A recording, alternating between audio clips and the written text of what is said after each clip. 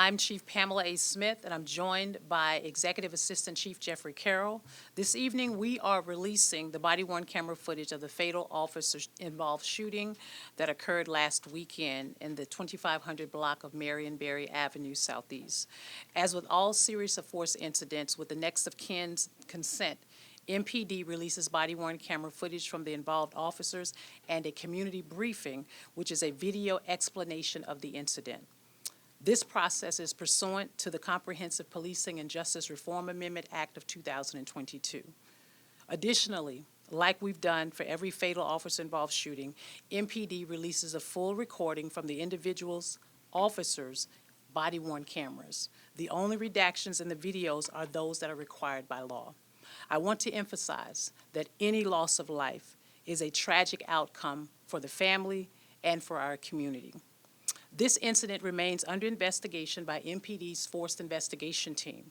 The entire case, circumstances, and evidence will be independently reviewed by the United States Attorney's Office.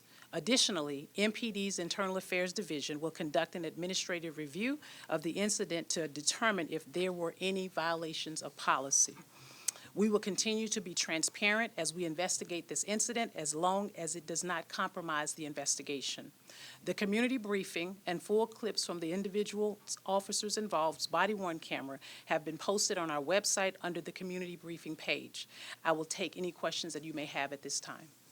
Do you know why the family changed their mind to have this video released? Well, I do not know. What I do know is that the family was afforded the opportunity, the next of kin, pursuant to statute, was afforded the opportunity to review the body-worn camera footage on Monday of last week. They did share with us later on the following day that they did not want the body-worn camera footage released. And as we would typically do with any request of a family member, we posted it on the Deputy Mayor of Public Safety and Justice webpage with the notification of the fact that the family did not want it released. I know the individual was unresponsive for 10 minutes. What did officers do in those 10 minutes? Did they go try and talk with him? Did they go and try to see if his car door was open? Maybe they get the gun off his lap before he was responsive again? Well, that is still a part of the investigation, but what I would tell you is that in those types of instances, and particularly in this one, the officers were clearing the area of any individuals or individual persons or bystanders who may have been around.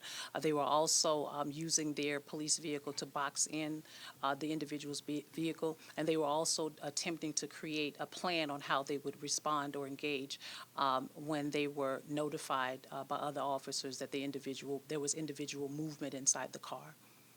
Anytime you have an officer-involved shooting, it's always tough on the officers, it's tough on the individual who was killed and their family. And it's tough on community. How tough is this on everybody involved? It's a very unfortunate situation, and as you talk about it being tough for the family, tough for the officers, but it's also tough on the community, which is why I was really, really intentional. I know it's late in the day, but once the family's attorney reached out to us on Saturday to advise us or inform us that the family would like the video released, we did everything we could to ensure that the video was up and ready to go and released to the public. I know it's late in the day, and we would like to have done it earlier, but unfortunately, this is the time period that it will be going out.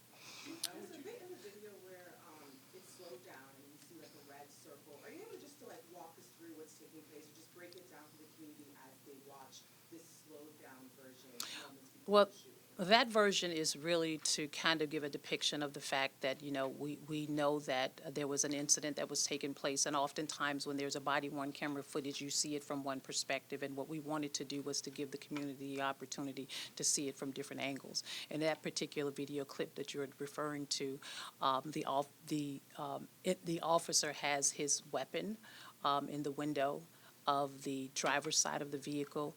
The individual reaches up, he's grabbing the officer's weapon, and what you will see is there is an exchange of words, and the officer disengages, discharges his firearm, and what you will see is the individual's firearm that is dropped from his left hand onto his lap.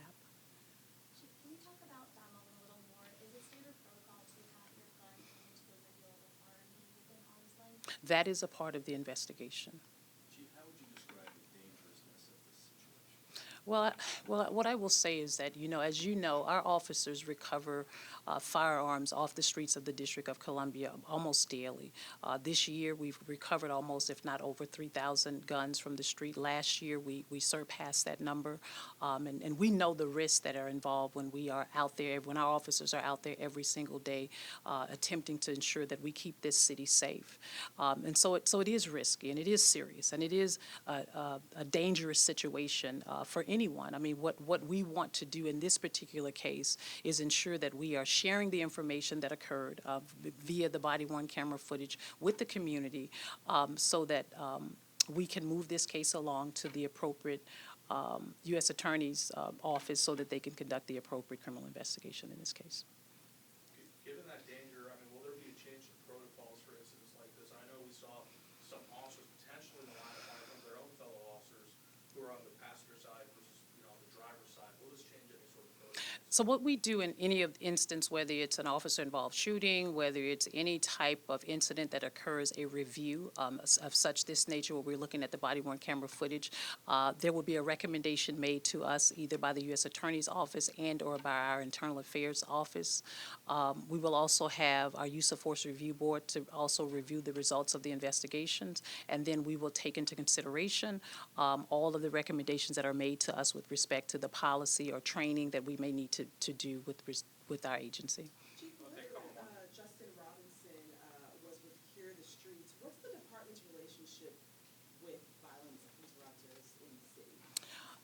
Well, I can only speak about the little bit of time before I arrived, and I think that the city has been very instrumental in working with our violence interrupters. I think the programs have been certainly instrumental in helping us mediate issues and I'll say conflict resolution, conflict that occurs within our district. And the violence interrupters have been very instrumental in supporting us, I believe, with the crime reduction that you have seen across the District of Columbia.